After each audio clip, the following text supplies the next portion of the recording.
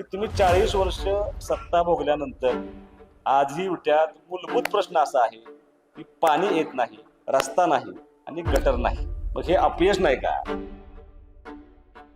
आजही तुम्ही लोकांना दम देताय की नाही मनाला विचारा. आज हे लोकांना सांगताय तिकडं काय करतोय, इकडं काय करतोय, तिकडं मतदान करायचं नाही, तुला परत बघून घेईल, भाजी मंडईमध्ये बसायचं आहे का नाही, मला आहात का तुम्ही? आता ही लोक सगळी पाठीमागं पडले, लोक घाबरत नाहीत. की तू आता सांगतोय की माझा बाप सुद्धा मला थांबवायला नाही. कधी तुम्ही जर माझ्या कार्यकर्त्यांना, माझ्या सहकार्यांना जर दम द्यायला लागला तर माझं नैतिक कर्तव्य आहे त्यांचं रक्षण करणं. मला आता थांबवायला वडील नाही, तुम्ही त्या टोकाच्या संघर्षाला जाऊ नका हे सांगणं माझं काम.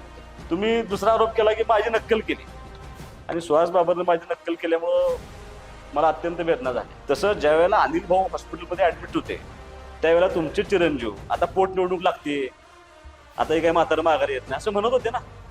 आम्हाला पण वेदना झाल्या होत्या. त्यामुळे संस्कार माझे काढू नका, संस्कार आपले ना आपल्या मुलाच पण बघायला पाहिजे. मी तुम्हाला तुमची झालेली चूक फक्त तुमच्या भाषेत तुम्ही कसं समजावून सांगू शकता एवढंच सांगितलं. मी अपेक्षित होतं मला थोडं भावनिक करायचा प्रयत्न करतील, कारण निवडणूक हातातून सुटत चालली की भावनिक करणं हा विषय तो एक कार्ड असते, ट्रम्प कार्ड असते सगळ्यांचं. मनोगत संपवताना ते असं म्हणाले की आता माझं संरक्षण करा, की या विटे शहरामध्ये लोकशाही विजय होते, लोकांचा विजय होतोय हे त्यांचं संरक्षण मागण्यावरून सिद्ध होते असं म्हटलं तरी काय चुकीचं होणार नाही असं मानणारा मी कार्यकर्ता आहे. भाऊंच्या काळात क्रीडा संकुल मंजूर होतं, नंतर सदाभाऊ आमदार झाले आणि त्यांनी त्या क्रीडा संकुलाला परत काय केलं, आरक्षित जागा दाखवण्याचा प्रयत्न केला. ती जागा त्यांच्याकडून खरेदी करून घेतली आणि भाडेपट्ट्यानं राज्य शासनाने दिली असं दाखवलं. त्या जागेमध्ये जवळपास 1 एकर जागेमध्ये त्यांनी अतिक्रमण केलं मेटकरीच्या जागेत. त्या मेटकरींचे त्यांच्या न्यायप्रविष्ट विषय असल्यामुळे ते पैसे खर्च करतात. तुम्ही जर आज क्रीडा संकुलला गेला तर तो 200 मीटरचा ट्रॅक आहे, 400 मीटर ट्रॅक नाही घेतो आणि त्या ट्रॅकमधून सुद्धा अख्खी ओघळ गेली अशी. मी मला जागाच चुकला, तुम्हाला फक्त ते तुमच्या याच्यासाठी करायला होतं म्हणून तुम्ही ते करू शकता. ठेका काय माझ्याकडे नाही, ठेका काय मी कॉन्ट्रॅक्टर नाही. कॉन्ट्रॅक्टर कोण घेत होतं, कदाचित तो राग असेल त्यांना. आमच्या वडिलांचं सहकार तत्वावरती चालवण्याचा जास्त उद्देश होता. तुमची खाणसरी कधी झाली, ज्यावेळेला अनिल भाऊनी पाणी आणलं, ज्यावेळेला ऊसाचं अतिरिक्त उत्पादन झालं तेव्हा तुमची खाणसरी झाली. तुमच्या खाणसरी उभं करण्यामध्ये सुद्धा माझ्या वडिलांचा मोठा वाटा आहे. निवडणुकीच्या प्रचाराचा आज अंतिम दिवस आहे, किंबहुना कालच बऱ्यापैकी सगळ्यांच्या सभा वगैरे काल सगळं संपलंय. काल माझ्या विरोधकांची सभा त्या चौंडेश्वरी चौकामध्ये पार पडली आणि मला असं वाटत होतं की मी गेल्या 12-14 दिवसात मध्ये जे प्रश्न उपस्थित केले होते, किंबहुना मी ज्या विकासाच्या कल्पना मांडल्या होत्या त्या कल्पनेला त्यांच्याकडून काहीतरी प्रतिसाद येईल किंवा त्यांच्या कल्पना विकासाच्या मांडल्या जातील किंवा माझ्या प्रश्नांची उत्तरं दिली जातील असं मला एक वाटत होतं. पण दुर्दैवानं काल जी सभा झाली त्या सभेमध्ये कुठल्याही विकासाची, कसल्याही विजनची चर्चा न करता एकतर्फी चुकीच्या पद्धतीनं आरोप करण्याचा प्रयत्न त्या ठिकाणी केला. मला असं वाटतं की कालचं जे भाषण झालं ते थोडंसं पराभव मान्य करण्यासारखं भाषण होतं असं म्हटलं तरी काय वावगं होणार नाही. आणि अपेक्षित होतं मला की थोडं भावनिक करायचा प्रयत्न करतील, कारण निवडणूक हातातून सुटत चालली की भावनिक करणं हा विषय तो एक कार्ड असते, ट्रम्प कार्ड असते सगळ्यांचं. आणि ते त्यांनी खेळलं असं मला वाटतं, कारण मनोगत संपवताना ते असं म्हणाले की आता माझं संरक्षण करा. ह्या सगळ्या ह्याच्यावरती दहशतीनं कमांड ठेवणारे लोक ज्याला स्वतः संरक्षण करा असं म्हणतात, याचा अर्थ असा आहे की या विटे शहरामध्ये लोकशाही विजय होते, लोकांचा विजय होतोय हे त्यांचं संरक्षण मागण्यावरून सिद्ध होते असं म्हटलं तरी काय चुकीचं होणार नाही असं मानणारा मी कार्यकर्ता आहे. एक पिक्चरची आठवण करून देणार आहे. सिंगम पिक्चर एक होता आणि त्या सिंगम पिक्चरमध्ये जयकांत शिकरे नावाचं एक पात्र होतं. ते दरवेळेला लोकांना भीती घालायचं आणि शेवटला परत माझं रक्षण करा म्हणून पोलिसांच्या पाठीमागे लागायचे असं थोडंसं चित्रकालच्या सगळ्या सभेमध्ये मला दिसलं. आणि अनेकांनी मग अनेक विषय सांगण्याचा प्रयत्न केला. मग विरोधकांनी असं सांगण्याचा प्रयत्न केला की गेले 50 वर्ष आम्ही केलेल्या त्यागामुळं हे माझं विटा तयार झाले. मुळात तुम्ही जे सतत माझं विटा माझं विटा माझं विटा जे म्हणता ना, तर तिथे माझं विटा नाही. माझं मत असं की ते आमचं विटा आहे. ह्या शहरामध्ये जो आमूलाग्र बदल घडला, ह्या शहरासाठी की तुमच्या एकट्याचं योगदान आहे असं माझं अजिबात मत नाही. माझं असं मत आहे की तुम्ही ते पहिलं माझं विटा मानस बंद करा, आता हे आमचं विटा आहे.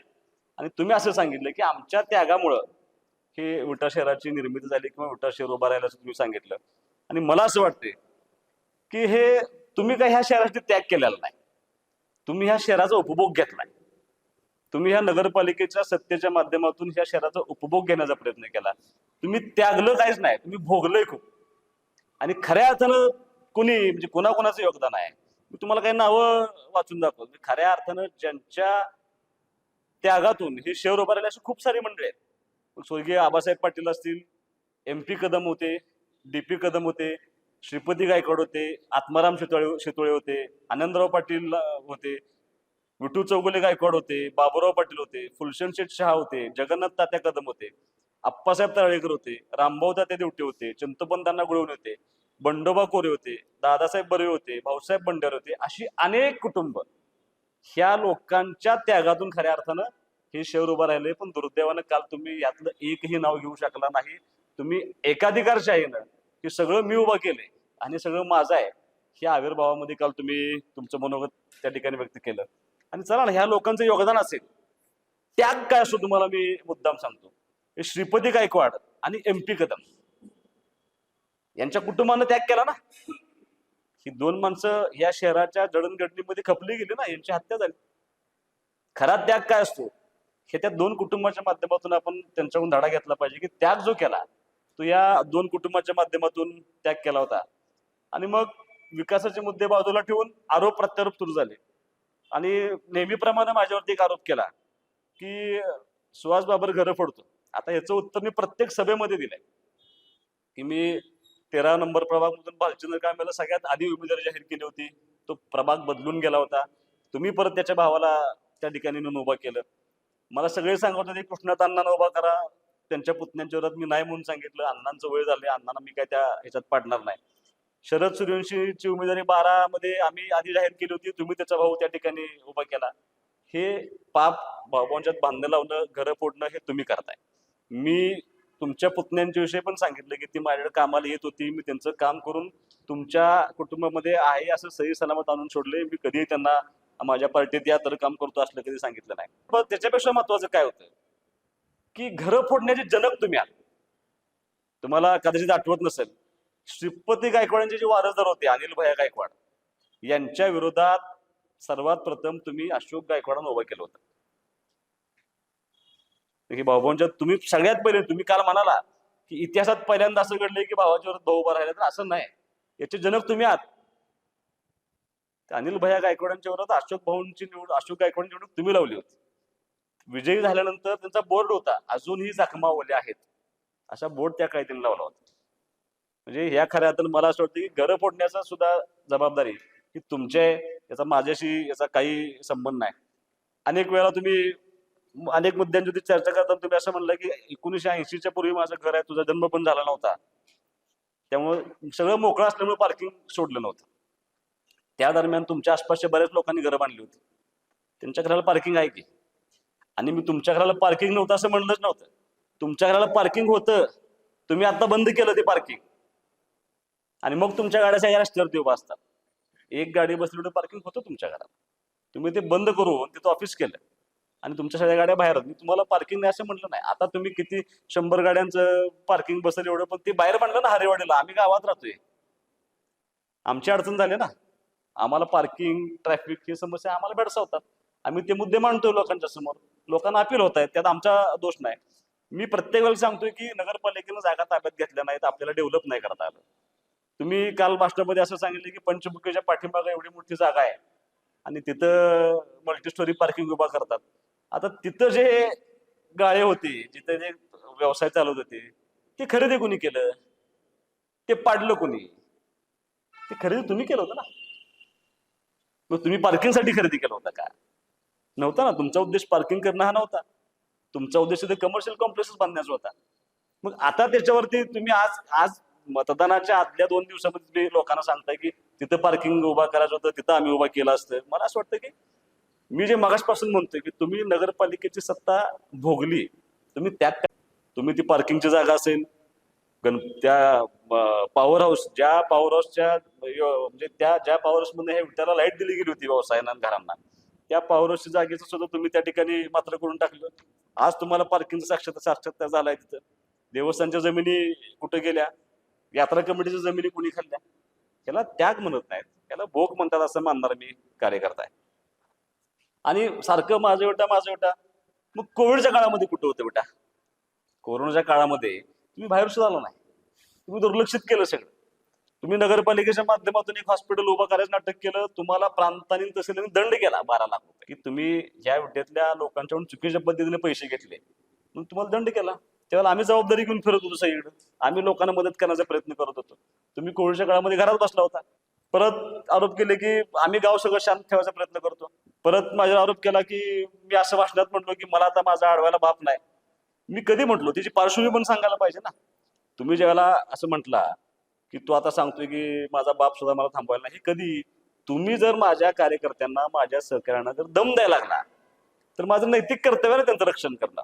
मग माझं मत हेच आहे की तुम्ही दम द्यायला लागल्यानंतर माझं जबाबदारी आहे त्या लोकांचं संरक्षण करतं, आणि संरक्षण करत असताना मला आता थांबवायला वडील नाहीये, तुम्ही त्या टोकाच्या संघर्षाला जाऊ नका हे सांगणं माझं काम होतं. तुम्ही म्हटलं की आमच्या घरावर दगडफेक केली पण आम्ही शांत राहिलो कारण गावामध्ये दंगा होऊ नये, चुकीच सांगतायत. तुमच्या व्यक्तिगत भांडणासाठी तुमच्या घरावरती दगडफेक झाली होती. आमच्या खरेदी विक्री संघावरती निवडणुकीच्या वादावरून तुम्ही दगडफेक केली. 2004 साली विधानसभेला अनिल भाऊंचा पराभव झाला, तुम्ही आमचं अख्खं ऑफिस फोडलं होतं. पण तरी सुद्धा आमच्या कुटुंबानं, आमच्या कार्यकर्त्यांनी त्याला संयम दाखवला. का? तर गाव शांत राहिलं पाहिजे. मला असं वाटतं की तुम्ही करताय दंगा धोपाडा, तुमचं काम आहे. आजही तुम्ही लोकांना दम देताय की नाही मनाला विचारा. आज हे लोकांना सांगताय तिकडं काय फिरतोय, तिकडं काय फिरतोय, तिकडं मतदान करायचं नाही, तुला परत बघून घेईल, भाजी मंडईमध्ये बसायचं आहे का नाही, मालक आहात का तुम्ही? आता ही लोक सगळे पाठीमागं पडले, लोक घाबरत नाहीत. लोकांच्या मनातून सगळे विषय आता हे बाजूला गेले. तुम्ही दुसरा आरोप केला की माझी नक्कल केली, आणि सुहास बाबरने माझी नक्कल केल्यामुळं मला अत्यंत वेदना झाल्या. मी माझी सगळी भाषणं ह्या नगरपालिकेच्या निवडणुकीची, विधानसभेच्या निवडणुकीची काळा मी त्यांना प्रत्येक भाषणात सांगितले की मला तुमचं घर संपवायचं नाही, मला कुणाचं राजकारण संपवायचं नाही. सदाभाऊंचं वय हे माझ्यापेक्षा खूप, माझ्या वडिलांच्या वयाचे आहेत. आमदारकीमध्ये सुद्धा ते 10 वर्ष सिनियर आहेत मला, त्यामुळे मी त्यांच्यावरती कधीच काय बोललो नाही. त्यांची नक्कल केली होती मी. तुम्ही केलेल्या, तुमच्या चिरंजीवनी केलेल्या चुकांचं तुम्हाला मी विश्लेषण करून सांगत होतो.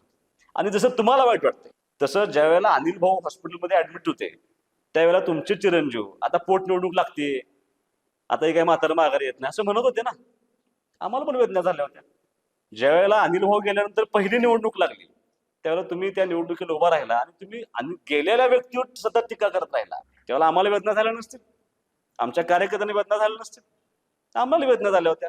त्यामुळे संस्कार माझे काढू नका, संस्कार आपले ना आपल्या मुलाच पण बघायला पाहिजे की असं कसं चालेल. म्हणजे गेलेल्या व्यक्तीवर तुम्ही बोलताय ते चालतं. मी तुम्हाला तुमची झालेली चूक फक्त तुमच्या भाषेत तुम्ही कसं समजावून सांगू शकता एवढंच सांगितलं मी. त्याच्यामध्ये मला असं वाटतं की मी काय तुम्हाला कुणाला दुखवावं हेतून बोललो नव्हतो. अगदी आत्ता रिसेंट नंदकुमार पाटील आमचे कॅन्डिडेट आहेत. तुम्ही जाहीररित्या त्यांच्या व्यंगावरती चर्चा करता, मीम्स टाकता, सोशल मीडियावरती त्यांच्यावरती कमेंट करता. त्यांच्या कुटुंबात त्रास होत नसेल, त्यांना त्रास होत नसेल, मग आपलं सगळं झाकून ठेवायचं, दुसऱ्याच वाकून बघायचं. असं वाटतं की आपले पण संस्कार सगळ्यांनी बघायला पाहिजेत असं मानणारा मी कार्यकर्ता आहे. सत्ता आली तर सुहास बाबर आणि सगळी मंडळी नगरपालिकेच्या टेबलवर पाय ठेवून बसतील. आता कोण बसणार आहे? आता काजल मैत्री पाय ठेवून बसणार आहेत, विनोद घोणे पाय ठेवून बसणार आहेत, सुहास बाबर पाय ठेवून बसणार आहेत. मी तुम्हाला माझा स्वभाव सांगतो. 2012 साली मी पंचायत समितीला निवडून आलो, मी उपसभापती म्हणून काम करतोय. तेव्हापासून 2025च्या आजपर्यंत मी जर पंचायत समितीमध्ये कुठल्याही कामानिमित्त आत गेलो तर पंचायत समितीच्या पायरीला पाया पडल्याशिवाय मी आज जात नाही. कारण मला त्याची जाणीव आहे की त्या पंचायत समितीनं माझं राजकीय कारकिर्द घडवलेली आहे. मी त्याला मातृसमान त्या पंचायत समितीला मानत असतो. त्यामुळे माझं असं मत आहे की मला ते संस्कार आहेत की कुठं पायटून बसायचं, कसं बसायचं, कुणाचं एवढा मास आणणारा कार्यकर्ता मी अजिबात नाही. ते मग मला असं वाटतं की एकदम चुकीच्या पद्धतीनं काहीतरी टीका करायची म्हणून तुम्ही अनेक मुद्द्यांच्यावरती म्हणजे कदाचित लोकांना दिशाभूल करण्याचा प्रयत्न केला. कारण विजन तुम्हाला सांगता आलं नाही, काम काय तुम्हाला त्या ठिकाणी सांगता आलं नव्हतं. आणि सत्ता आली तर आमदार तोच आहे. परत नगरपालिका त्यावेळेला गोरगरिबांच्या घरावरती बुलडोजर फिरवला असेल, आपला स्वभाव नाही. आता ज्यांनी भाजी मंडीवरती बुलडोजर फिरवला, ज्यांनी पोलीस स्टेशनच्या समोरच्या गाड्यांवरती बुलडोजर फिरवला, त्या लोकांनी माझ्या बुलडोजरची काळजी करू नये. आम्ही बुलडोजर फिरवणार, तुमच्या दहशतीवरती फिरवणार, तुमच्या भ्रष्टाचाराच्या प्रवृत्तीवरती फिरवणार, तुम्ही जी एकाधिकारशाही वापरता त्याच्यावरती सुहास बाबर बुलडोजर फिरवणार. आणि या शहरामध्ये लोकशाही निर्माण करण्याचा प्रामाणिक प्रयत्न करणार. तसं तुम्ही जर बुलडोजरचा अर्थ घेतला असेल तर मग माझी काय अजिबात अडचण आहे. तुमच्या भ्रष्टाचारावर मात्र मी 100% बोलणार. परत काल टेंबूच्या पाण्याविषयी काढला, मी अत्यंत कमी बोललोय या कालच्या ह्या 2025च्या नगरपालिकेच्या निवडणुकीमध्ये टेंबूविषयी फार कमी बोललोय मी. जिथं टेंबूचा वास्तवात फायदा आहे ते मांडण्याचा प्रयत्न केलाय, पण तुम्हाला आता बोलण्याचा अधिकारच नाही. आता तुम्ही सांगताय की टेंबूला सगळ्यात जास्त पैसे मी आणले ना, असं झालं नाही ना, तुम्हाला अधिकार राहिला नाही. तो का तुमच्या 10 वर्षाच्या कार्यकाळामध्ये एक दगड आणला नाही. आणि सगळ्यात पहिल्यांदा ह्या योजनेला हिंदुस्थानात कोण माणूस होता, तो तुम्ही होता. तुम्ही त्याला असं म्हणाला होता की हे दिवा स्वप्न आहे, हे कधीच असं होऊ शकत नाही. आणि आता पूर्णत्वास गेल्यानंतर आता म्हणायचं की याच्यासाठी मी प्रयत्न केले, दुटप्पी भूमिका आहे. ही भूमिका लोक अजिबात स्वीकारणार नाहीत असं म्हणणार मी कार्यकर्ता आहे. आणि फरक बघा, मी माझ्या पॅनलचं विश्लेषण यापूर्वी केलंय. आमच्या नगराध्यक्ष मॅडमनी ह्या पॅनलचं सगळं विश्लेषण केलंय. मी मगाशी तुम्हाला ज्या कुटुंबांची नावं सांगितली की ह्या कुटुंबांनी या शहरामध्ये हे शहराची जडणघडण करण्यामध्ये खूप मोठं योगदान केलंय, त्या कुटुंबातला प्रत्येक सदस्य आज एकतर आपल्या पॅनलमधून उभा आहे किंवा तो सदस्य आपल्या पार्टीचं, शिवसेनेच्या पार्टीचं ताकदीनं काम करतोय. मला याचा मनस्वी आनंद आहे की खऱ्या अर्थाने हे शहर ज्या लोकांनी उभा केलंय ती सगळी लोकांची वारसदार माझ्या बरोबर आहेत. जेवढी तुम्हाला नावं घेतली त्या सगळ्या लोकांचे वारसदार अत्यंत ताकदीने माझ्या बरोबर आहेत. आज आमच्या नगराध्यक्षपदाचा उमेदवार मी सगळ्यांना सांगतोय सक्षम आहेत. त्या प्रत्येक सभेमध्ये भाषण करतायत, त्या प्रत्येक सभेमध्ये त्यांचं मत मांडतायत, त्या प्रत्येक सभेमध्ये काय काय करू शकतो ते सांगतायत. त्या स्वतः एका शारदा महिला नागरी पतसंस्थेच्या चेअरमन आहेत. त्यांनी अनेक लोकांना रोजगार उपलब्ध करून दिला आहे. त्या अनेक लोकांना महिलांना आर्थिक मदत करतात जेणेकरून त्याचं कुटुंब उभं राहिलं पाहिजे. तुम्ही काय केलं?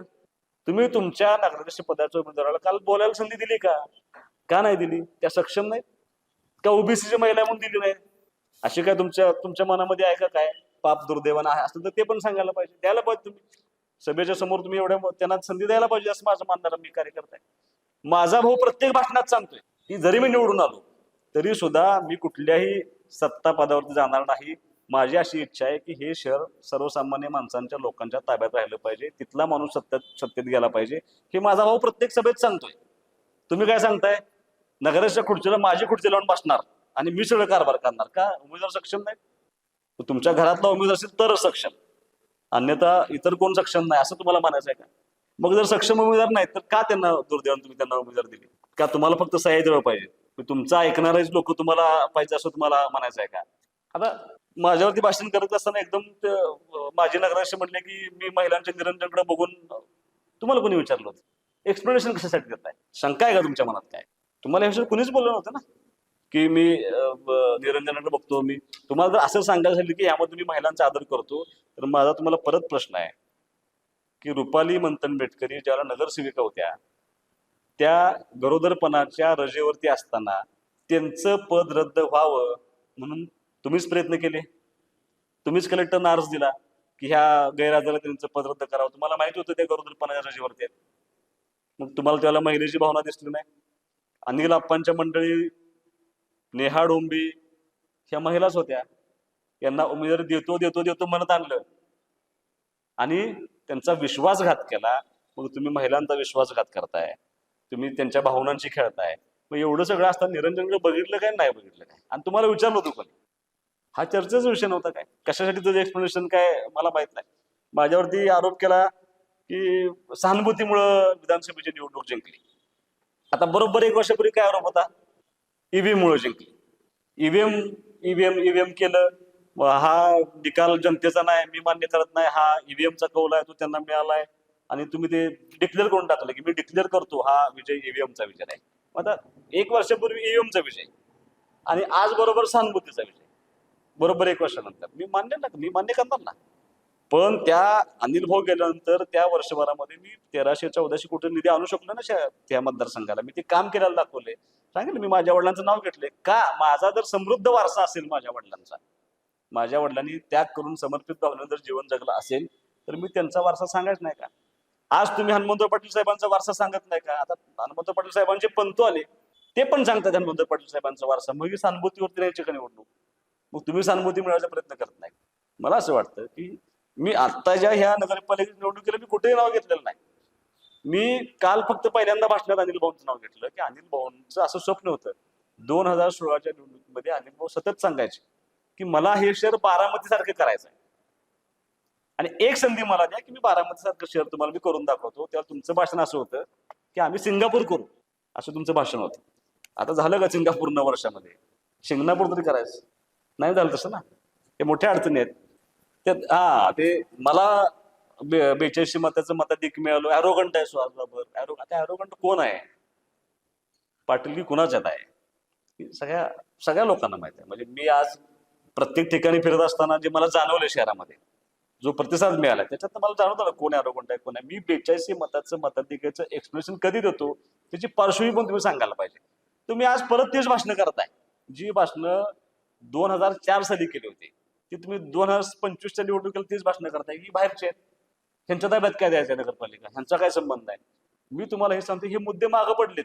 मागं कधी पडले? 2024च्या विधानसभेला मला 42 मताचं मताधिक्य मिळालं. हे सांगण्या पाठीमागचा उद्देश असा असतो की 42 मताचं मताधिक्य मला या शहरानं दिलं. ह्याचा अर्थ ह्या लोकांनी मला लोकप्रतिनिधी या नात्याने नव्हे तर कुटुंबातला सदस्य म्हणून मला ह्या लोकांनी स्वीकारलाय. माझा जन्म इथला आहे, माझं शिक्षण इथलं आहे आणि मी विट्याचाच आहे. ते सांगायला मला काय वेगळं कारण द्यायची आवश्यकता नाही आणि त्याचं प्रूफ लोकांनी दिले विधानसभेच्या निवडणुकीला. एवढंच तुम्हाला त्यात ॲरोगन्सी अजिबात नाही. मी तुम्हाला माझी भाषण आठवा, मी पहिल्यापासून सांगतो राजकारणी ताम्रपट नसतं. कोण ताम्रपट करून जन्माला आलेलं नाही. त्याच्यामध्ये चढ उतार आयुष्यभर असतं आणि हे भान ठेवून मी जमिनीवरती पाय ठेवून काम करणारा कार्यकर्ता आहे. मी अनिल भाऊंचं यश अपयश सगळं जवळनं बघितलं. त्यामुळे मला माहित आहे ह्या गोष्टी कायमस्वरूपी नसतात राजकारणाच्या गोष्टी. आता छातीवर हात ठेवून बोलतो हा काय भाषणाचा मुद्दा होऊ शकतो का? मी छातीवर हात ठेवून बोलतो. मला यावेळेला एखादा मुद्दा वाटतो, मला इथनं वाटतो, हृदयापासून वाटतो, मला असं वाटतं की मी तो आत्मविश्वासाने करू शकतो, त्याला मी छातीवर हात जातो. माझं चुकीचं काय? छातीवर हात ठेवून बोलतो तेवढा मला आत्मविश्वास आहे. ते काम मी मनापासून करू शकतो. हे आत्मविश्वास असल्यामुळे मी माझा हात आपोआप छातीपर्यंत जातो. परत सांगितलं त्यांची सत्ता आली तर काय अराजकता माझे मिरज खूप वाढवेल. मग माननीय पालकमंत्री चंद्रकांत दादा, माननीय आमदार सुधीर भाऊ गाडगीळ, माननीय आमदार सुरेश भाऊ खाडे यांच्या कारभारावरती तुमची ताशेरे आहेत का? हे त्यांच्या मतदारसंघामध्ये एवढी अराजकता आहे असं तुम्हाला म्हणायचं आहे का? भाजपचे सगळे आहेत. मग ह्यांच्या कार्यकाळामध्ये त्यांच्या ताब्यात असलेल्या मतदारसंघामध्ये ही अराजकता पसरली आहे का असं तुम्हाला सांगायचं आहे का? तसं असेल तर मी तुम्हाला सांगतो कुपवाड आणि विटा याच्यामध्ये खूप जमीन आसमानचा फरक आहे. तुम्ही मला प्रशासकीय काळामध्ये अराजकता माजली असं झाले, काही झालेलं नाही. अराजकता काय झाले फक्त सांगा. तुम्हाला पैसे खायला मिळाले नसतील, तुम्हाला काम मिळालं नसेल, ही तुमच्या दृष्टीने अराजकता असेल. पण प्रशासकीय काळामध्ये आम्ही चांगल्या पद्धतीने काम करण्याचा प्रयत्न केला आणि या प्रशासकीय काळामध्ये तुम्ही सत्तेत होता, तुम्ही सत्तेच्या बाहेर अजिबात नव्हता.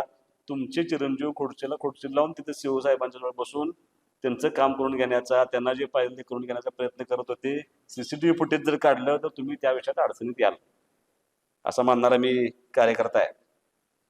काल सांगितलं की समजा सत्ता परिवर्तन झालं असं त्यांनी काल सांगितलं तर अराजकता मागील, खून होतील, दंगली होतील, बॉस्काबॉस्की होईल. कोण करणार आहेत? काजल संजय मंत्री बॉस्काबॉस्की करणार आहेत, विनोद गोवनी बॉस्काबॉस्की करणार आहेत, शीला लिपारे बॉस्काबॉस्की करणार आहेत का, शीला आमच्या भिंगारदे मॅडम बॉस्काबॉस्की करणार का, अक्षदा साबळे बॉक्साबॉक्सी करणार आहेत का, भाग्यश्री तारळेकर बॉक्साबॉक्सी करणार आहेत, विशाल तारळेकर बॉक्साबॉक्सी करणार आहेत, रुपाली मंथन मेटकरी कोण बॉक्साबॉक्सी करणार आहे का? तुम्हाला हे सांगायचं आहे का? तुम्हाला दम द्यायचा आहे की सत्ता जर तिकडे गेली तर आम्ही हे सगळं करणार आहे हे तुम्हाला सांगायचं आहे का? हे तुम्हाला जनतेपुढे मांडायचं आहे का? असंच तुम्हाला द्यायचं आहे का की बाबा असं झालं तर आम्ही असंच करणार आहे? मला असं वाटतं हे कारण नसताना दहशत निर्माण करायची, कारण नसताना भीती निर्माण करायची. आणि हे सगळं का चाललंय तर लोकांचा माइंडसेट हा सत्ता परिवर्तनाच्या बाजूने झुकलाय. ते थांबवण्यासाठी तुम्ही असं म्हणजे पायाखालची वाळू घसरा लागल्यामुळे आता बॉक्साबॉक्सी होणार आहे, असं होणार आहे, अराजकता मारणार आहे असं तुम्ही मांडत असता. तर माझी तुम्हाला विनंती आहे, ही निवडणूक ह्या पूर्ण 14-15 दिवसाच्या प्रचारामध्ये तुम्ही माझं जर सगळी भाषणं काढून बघा तर ऑन रेकॉर्ड सगळी भाषणं आहेत. मी केलेलं काम आणि भविष्यामध्ये मी काय करू शकतो ह्या सगळ्यांच्या सहकार्यानं एवढंच त्या ठिकाणी मांडण्याचा प्रयत्न केलाय. तुम्ही माझ्यावरती एवढा आरोप केले, त्या आरोपाचं उत्तर मी तुम्हाला दिले.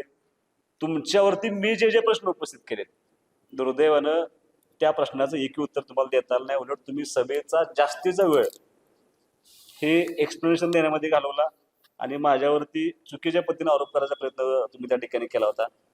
मला असं वाटतं की बरोबर 1 वर्षापूर्वी ईव्हीएमच्या नावाखाली तुमच्या चिरंजीवी माननीय पंतप्रधान नरेंद्र मोदी आणि अमित शहा यांच्या कार्यपद्धतीवर शंका घेतली होती, ईव्हीएमवर शंका घेतली होती, त्यांना प्रश्न विचारले होते. ते जर पंतप्रधान प्रश्न विचारू शकतात तर एक सामान्य नागरिक सुहास बाबर तुम्हाला प्रश्न विचारतो एवढा राग कशा झाला? मी तुम्हाला प्रश्नच विचारले होते. पूर्ण निवडणुकीमध्ये मला जे फिरताना जाणवलं, मी सगळीकडे फिरलो, घर टू घर फिरत असताना तिथल्या लोकांच्या समस्या माझ्यासमोर मांडल्या. आजही मूलभूत सुविधा ज्या नगरपालिका ज्यांना आवश्यक होतं ते 40-50 वर्षाच्या सत्तेमध्ये तुम्हाला देता आलेल्या नाहीत. हे तुमचं अपयश आहे, हे तुमचं दुर्दैव आहे आणि ते स्वीकारायचं बाजूला राहिलं आणि तुम्ही इलेक्शन भावनेच्या कार्डवरती घेऊन जाण्याचा प्रयत्न केला. मी कधीही भावनेच्या कार्डवरती मी आता निवडणूक केलेलं नाही, पण कामाच्या जीवावरती निवडणूक करतोय. मला असं काल सदाभाऊंच्याकडून खूप अपेक्षित होतं की भाऊनी काय केलं हे सांगावं 50 वर्षामध्ये आणि काय करणार हे सांगावं, पण दुर्दैवानं ते सांगता आलं नाही. ते माझं माझं माझं करत गेले. ते फक्त त्यांचं योगदान सांगण्यात रमून गेले. ह्या शहरामध्ये ज्या कुटुंबाने योगदान दिले त्या कुटुंबाचं कुठेही भाऊनी नाव घेतलं नाही. असं एकाधिकारशाहीनं एकट्यानं करून गाव कधीच होत नसतं. या सगळ्या लोकांचं योगदान आहे. ही सगळी मंडळी माझ्यावर त्याचा मनस्वी आहे, आम्हाला आनंद आहे. काय झालं तुम्हाला सांगतो, त्यांनी ते सांगण्याचा प्रयत्न केला 30 किलोमीटरनं पाणी आणतो हे ते. आता गोगावचं पाणी एवढ्या लांब आहे, त्याची पाणीपट्टी कशी लावतो की मला माहित नाही, पण आता आम्ही सोर्स कुठे घेतलाय? सोर्स वाजरला घेतलाय. भविष्यामध्ये आळसण आता सध्या पाणी आपण आळसणच्या तलावातूनच उचलतोय, किती लोकांना माहिती आहे मला माहित नाही. वाजरचा सोर्स आणखीन जवळ आणलाय आपण. अजून एक 6 महिने वर्षभर गेलं की जी नेवरीची आपली पाणी पुरवठा योजना होती, माझं स्वप्न आहे की ती परत पुनर्जीवित करायची. कदाचित ती जर सगळ्या पाईपलाईन आज असत्या, आपल्या जॅकवेल बिकल तिथंच आहे सगळं, अजून ते सगळं असतं तर तिथलं पाणी वापरून आपण शाहूनगर, संभाजीनगर, शिवाजीनगर ह्या सगळ्यांना रोज पाणी देऊ शकलो असतो, जे फक्त 8 किलोमीटरवरती आहे. आणि इकडचा लोड कमी केला असता. आणि हे सगळं सोलरवरती नेतोय. मी प्रत्येक भाषणामध्ये सांगतोय की मी सोलरला नेणार आहे. तुम्ही आळसणमध्ये तुम्हाला मी अक्षांश एकांश टाकतो, तिथे जावा. सोलरचे पॅनेल बसवायचं काम अंतिम टप्प्यात आहे. 750 किलोवॅटचा आहे हा. एकच पॅनेल, एकच सोलर पॅनल बसवणार नाही ना आपण, म्हणून तर म्हणतोय ना तुम्ही द्या ना सत्ता एकदा माझ्याकडे. नाही करू शकलो तर तुम्ही उभा राहू नका, करू शकलो तर तुम्ही उभा राहू, नाही करू शकलो तर तुम्ही उभा राहा. ते हे विटा मला मुक्त करायचं होतं तुमच्या चौकटीतनं, म्हणून विट्यात राहिला आलो मी. आणि मी लोकप्रतिनिधी या नात्यानं काम करतो. मला ह्या शहरापर्यंत ह्या छोट्या असा एसटी स्टँड विट्यात आहे. ते लोक बाय बस येणारे लोक किंवा सहज येणारे लोक मला सहजासहजी भेटले पाहिजेत, म्हणून मी विट्यात राहिलो. मला गाडीला भेटायला याला तर त्याला स्पेशल गाडी करायला पाहिजे. ज्यांच्याकडे गाडी नाही ते लोक येऊ शकत नाहीत, त्यांना भेटायला मला सहज भेटता येऊन इथं यायला. आणि त्याच्यापेक्षा महत्वाचं मला ह्या जोकडात विटा मुक्त करायचं, म्हणून विट्यात राहिला. आणि मी विट्यात आज राहतोय. परत समजून घ्या, 1982 पासून विट्यात राहतोय. MIDCची जागा अधिग्रहित करायची होती, त्याच्यापेक्षा त्यातली आता त्यांनी आरोप केला, त्या खंबळ्यातली अनेक लोक भूमिहीन होत होते. खंबळ्यात त्या लोकांना आत्महत्या करण्याशिवाय पर्याय राहत नव्हता. जसं आज आपण प्रयत्न करतोय की रस्ता जात असताना एकही घर पडलं नाही पाहिजे, एकही वीट नाही पडली पाहिजे, तसंच त्यांची अवस्था होती. एक्सपान्शन करायला अडचण नव्हती, पण जी लोक भूमिहीन होणार आहेत त्यांना परत सोर्सच नाही आणि करायलाच हरकत नाही. करू ना, अजून जागा शोधा आपण, अनेक प्रयत्न करू. पण कंपन्या आल्या होत्या का तशा? आज कंपन्यात केली तर किती प्लॉट मोकळे आहेत. तुम्ही आमदार होता 10 वर्ष ठेवायला, 4 ते 14 तुम्ही आमदार होता, तुम्ही ताकद लोन करायला पाहिजे होतं.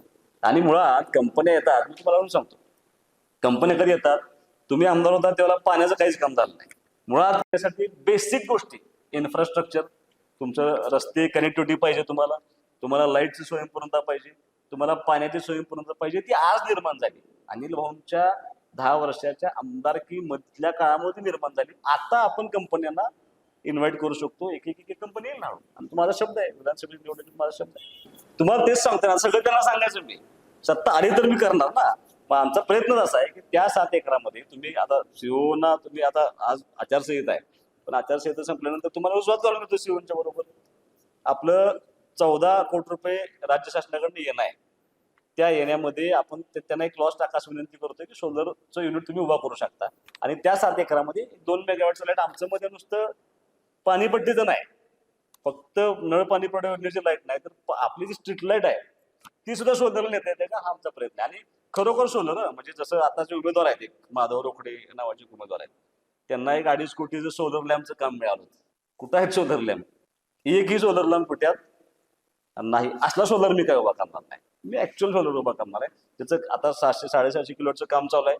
ह्या 7 एकरात सुद्धा आपण सोलर प्लांटच उभा करणार आहे. आता क्रीडा संकुल त्या कुटुंबाने एक्सप्लेनेशन दिलंय की मुळात ह्या क्रीडा संकुलला 2001 साली मान्यता होती माझ्या हिशोबाने. त्यावेळेला ह्यांनी जागा नाही अशी असमर्थता नगरपालिकेने दर्शवली.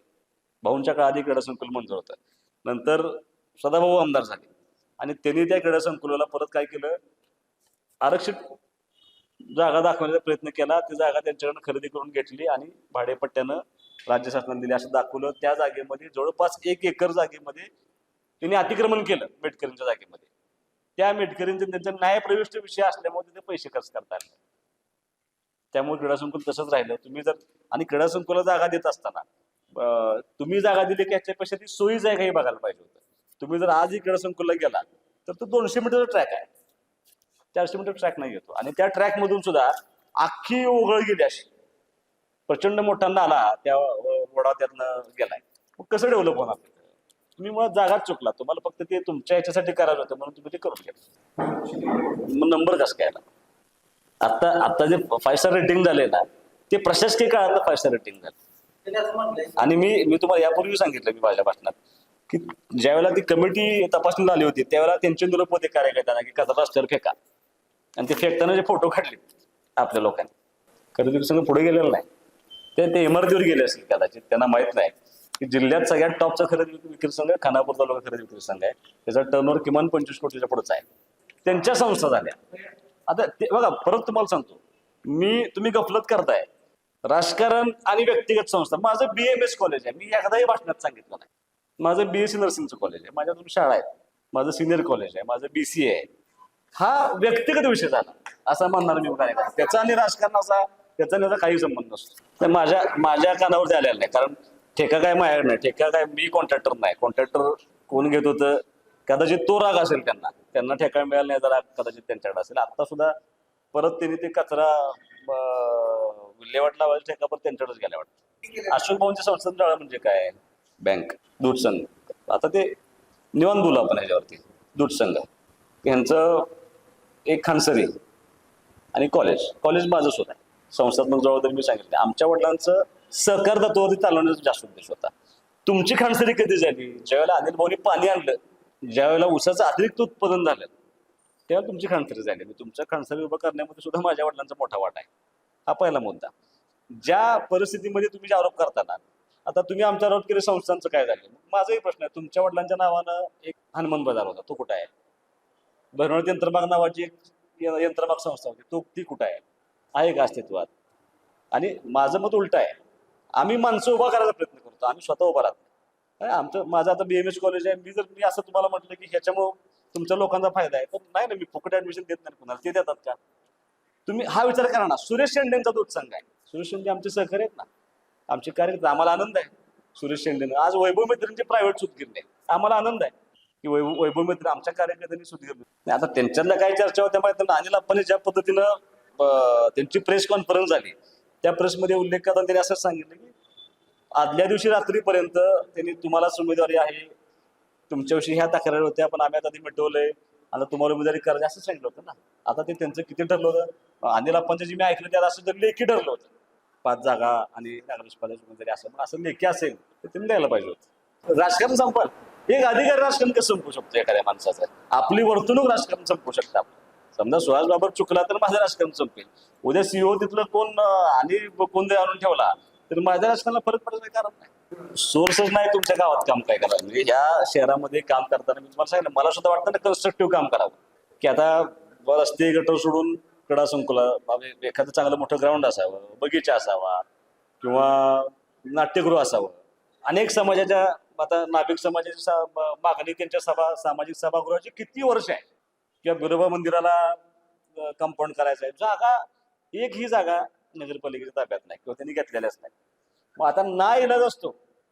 वैशिष्ट्यपूर्ण योजनेमध्ये सुद्धा आपल्याला रस्ता गटर धरल्याशिवाय पर्याय नाही. आणि मी खरं याच्यावर बोलणार नव्हतो, रस्ता आणि गटर म्हणजे माणसात आसकेली असतात माझ्याकडे. तर मी फिरताना आजही सकाळी मी एका वस्तीवर फिरायला गेल्यानंतर त्या वस्तीवर एकच सांगितलं की आमची तेवढी रस्ता आणि गटर करा. मग माझा प्रश्न तुम्हाला हाच आहे की या प्रश्नाचं उत्तर तुम्ही दिलंच नाही की तुम्ही 40 वर्ष सत्ता भोगल्यानंतर आजही उठ्यात मूलभूत प्रश्न असा आहे की पाणी येत नाही, रस्ता नाही आणि गटर नाही. मग हे अपयश नाही का?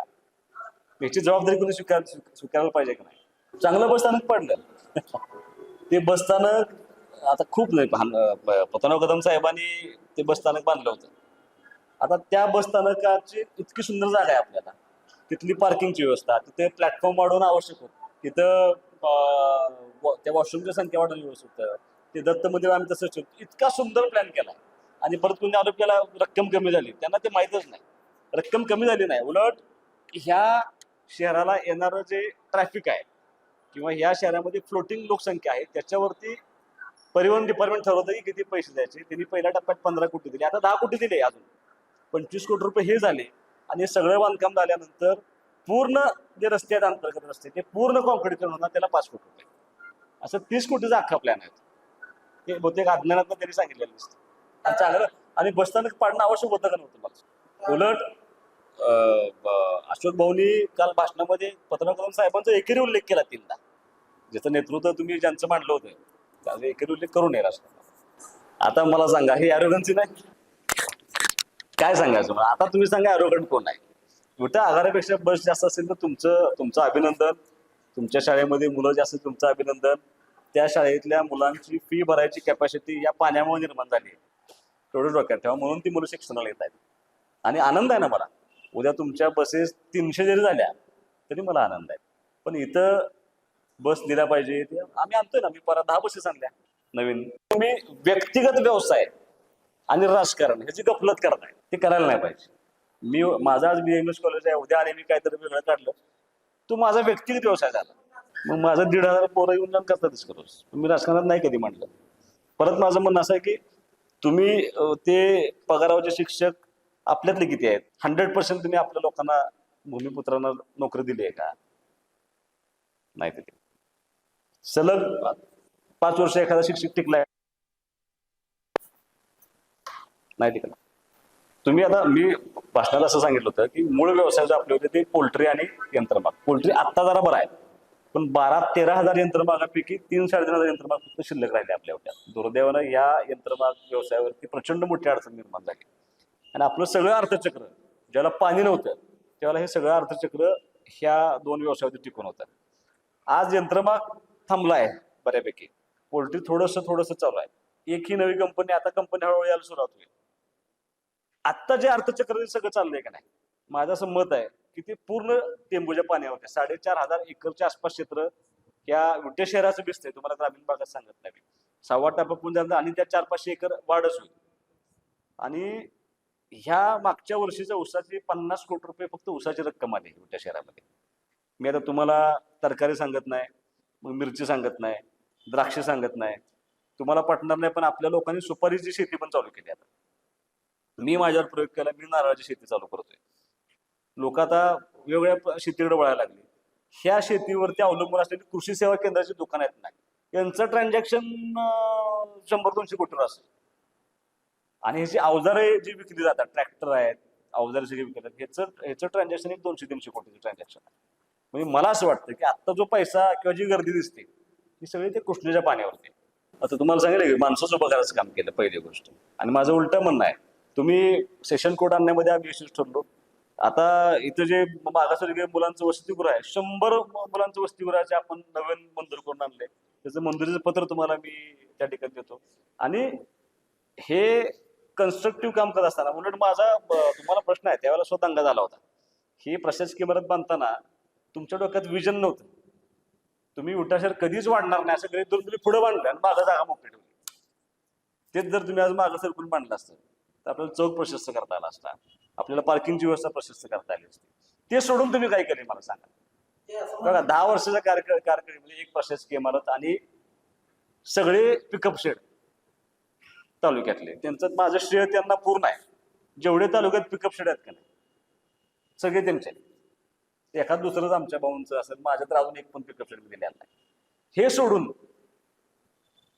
तुमच्या 10 वर्षाच्या आमदारकीच्या काळामध्ये काही नाही. आणि तुमचं भाषण होतं, भाऊंचं भाषण होतं, सदाभाऊंचं. त्यावेळेला सदाभाऊ आमदार होते की पंक्तीमध्ये वाढपी जर आपल्या ओळखीचा असेल तर 2 लाडू जास्त मिळतात. आमदार हाच नगरपालिकेचा विकास ताकदीने करू शकतो. माझं करेक्ट म्हणणं तेच आहे आता, की आमदार नगरपालिका त्याच्याकडे असेल तर चांगल्या पद्धतीने विकास करू शकतो. तुम्ही एक जे जाणवलंय मला, माझ्या प्रत्येक सभेमध्ये महिलांची संख्या लक्षणीय उपस्थित होती. माझ्या प्रत्येक सभेमध्ये तरुण मुलांची संख्या लक्षणीय होती. आणि मला असं वाटतं ही उपस्थिती ही नगरपालिकेच्या निवडणूक सत्तांतराच्या दिशेने झुकलेली आहे. लोक एक संधी मी मागतोय लोकांना, लोक मला संधी देतील. आणि लोकांना अपील झाले, काय अपील झाले, काम केलेलं सांगतोय आणि काय करणार हे सांगतोय. लोकांना ते अपील झाले. मला असं वाटतं की लोक याला संधी देणार आपल्याला. पत्र जास्त दिवस चालले असते, बसेल ते मुलांना बेंचेस पाहिजेत. माझं म्हणणं काय आहे, बेसिक गोष्ट काय आहे, इन्फ्रास्ट्रक्चर तुम्ही माझं इथून जावा तुम्ही आणि सगळ्या नगरपालिकेच्या शाळेत जावा. मी काल भवानीनगरमध्ये परवाच्या सभेला गेलो होतो. माझं भाषण चालू असताना एक तरुण मुलगा उठून आला आणि माझं भाषण थांबवलं. त्यांनी सांगितलं थोडी शाळा आमची व्यवस्थित करा. मग त्यांना विचारलं मी काय परिस्थिती आहे. तर ती एक अंगणवाडी आहे, अंगणवाडी आत गवत उगवले आत. इतकी भयानक अवस्था आहे. ते कुठल्याही शाळेला बसायला मी तुम्हाला माझं सांगत नाहीये. 2016च्या निवडणुकीला तुमच्या जाहीरनाम्यामध्ये तुमचा उल्लेख आहे की सर्व शाळा टॅब युक्त करू. मी म्हटलं होतं का? तुम्हीच म्हटलं होता. मग टॅब युक्त राहिलं किमान बेंच युक्त तरी करायचं. सूर्यनगरमध्ये लोकवर्गणी करून बेंचेस दिलेत आणि त्या शाळेचं लाईट बिल हे मुलांच्याकडून पैसे घेऊन भरतात. हे मला काल सभेमध्ये महिलांनी सांगितलं. हे काय सुहास बाबरचा आरोप आहे का? लोक बोलतायत ना खालून. काही नगरसेवक असे आहेत त्यांचे की अगदी फुले नगरचे, मी सभेला गेल्यानंतर आश्चर्यकारक 200-250 महिला त्या कार्यक्रमाला उपस्थित होते, तेवढीच पुरुष उपस्थित होते. माझं भाषण होण्यापूर्वी काही महिलांनी मनोगत व्यक्त केलं आणि त्यांनी असं सांगितलं की मागं निवडून दिलेल्या नगरसेवकाचं नाव आम्हाला आठवत नाही, कुणाला मतदान केलं होतं ते आठवत नाही, ते परत कधी नगरसेवक त्या वॉर्डामध्ये गेलेले नाहीत, सुखदुःखाच्या कार्यक्रमाला नाहीत, कुठलंही काम त्यांच्या मार्फत झालेलं नाही, असेही काही नगरसेवक आपल्या उठत आहेत. नाही, मला काय, मी प्रेस कोणाची बघत नाही, कारण मी इतक्या व्यस्त होतो प्रचारामध्ये, मी कोणी प्रेस बघितलेला नाही.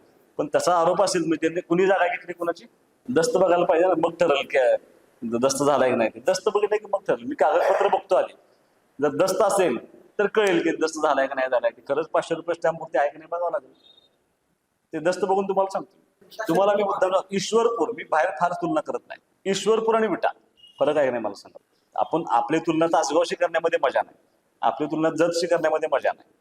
ईश्वरपूर आणि आपल्यामध्ये दोन्ही नगर परिषद एकाच वेळेला निर्मित असतील तर आज आपण खूप मागे असं वाटत नाही का आपल्याला. किमान 20 वर्षाचा, इथनं पुढे 20 वर्ष आपल्याला काय, मी प्रत्येक भाषणात सांगतोय की येणाऱ्या गाड्यांची संख्या, किती गाड्या ह्या शहरामध्ये दर दिवसाला बाहेरून येत आहेत. 3 राष्ट्रीय महामार्ग, हे रस्ते मोठे झालेले, सेंटर प्लेस विटा आहे, आपलं मार्केट सगळ्यात मोठे विट्याचं आहे, सगळे भाजी मंडी, आता सेशन कोर्ट आल्यामुळे 4-4.5 हजार केसेस वाढले. मग ह्या सगळ्या लोकांचं पार्किंगची व्यवस्था करावी लागते. त्या सगळ्या लोकांना आपण मुळात, तुम्ही आज बघितलं तर कुठल्याही घराला पार्किंग असावं बघा, कमर्शियल कॉम्प्लेक्स पार्किंग असावं. त्यांनी माझ्यावरती ते सांगितले की पार्किंगचा 1980 पूर्वी घर बांधले, तुमच्या घराला पार्किंग होतं, तुम्ही बंद केलं ना, ऑफिस केलं तिथं, गाडी बाहेर लावता. असं नाही व्हायला पाहिजे.